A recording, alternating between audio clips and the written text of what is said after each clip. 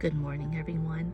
Welcome to part 2 of my ghoulish nightmare. Myself and 2 other friends jetted to the 10th floor via elevator, ended up in someone's kitchen, escaped the kitchen only to have one of the girls freeze to death. So where did we leave off? Well, I remember sharing that I dreamt for the very first time in my life about a werewolf who came barging in to a hotel lobby, as I was laying in bed, not wanting to go back to sleep, but really contemplating, like, what does this all mean? And I asked God, and I said, God, can you just let me know what's going on? And I felt him speak to me in my heart. And I felt him say these things. He said, let's have a conversation about it. I woke you up so that we can talk about it. So immediately after I asked God, it was illuminated to me exactly what the werewolf represented. And as you know, werewolves are essentially humans that turn into dogs. And that immediately I knew that represented change. The 2 girls in my dream represented decisions. Asian girl that stayed at her home represented the decision to stay where I'm at.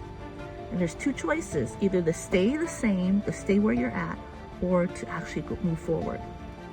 The kitchen and where we were at, where we ended up, happened to be her kitchen, happened to be her house, but she chose to stay there. That was decision number 1. Decision number 2 is the choice to move forward and actually step out in faith. I've chosen to move forward. In my dream, I went with the Filipino girl. In this particular change, I know that there have been thoughts of not being prepared, thoughts of not being adequate, just different insecurities. And I know my husband, he always encourages me. He's been encouraging me, Lexi, you can do it. Lexi, you have what it takes. And I've just doubted myself many times regarding the changes that I need to make. Because, there's a lot of unknowns sometimes in change. You never know what's going to happen. But all of these possibilities start coming up anyway. And so here was a Filipino girl who represented the decision to move forward. And she was paralyzed by the horror of what could be. In my story, I remember, I shared with everyone, when we jetted out of that house, of that carport, she went backwards. And that backward movement represents looking back, represents seeing where you're at, maybe regrets. Oh, I should have did this, I should have done that. Who am I to think that I could conquer this?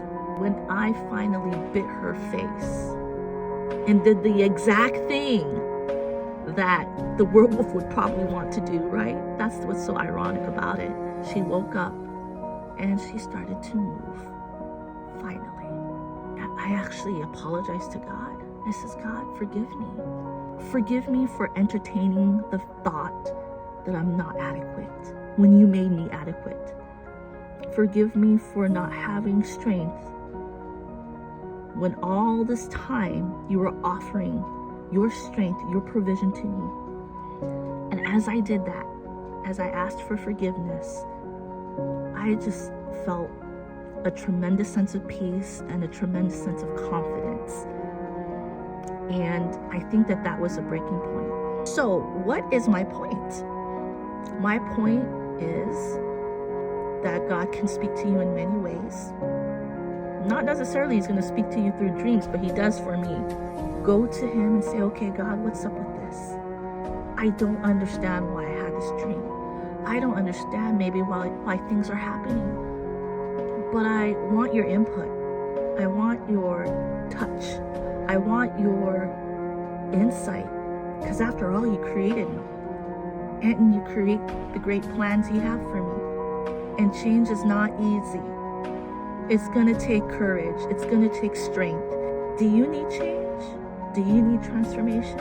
I invite you to go on this journey with me. Because after all, I'm doing 40 of these videos, or 40 days rather. And every single day, you'll learn a little bit more maybe about Hawaii, because this is, after all, Hawaii Channel. But you'll definitely learn a little bit more of the ways that we can change, the ways we can embrace that, the ways we can embrace our season. So until next time, I'll see you all later. Thank you.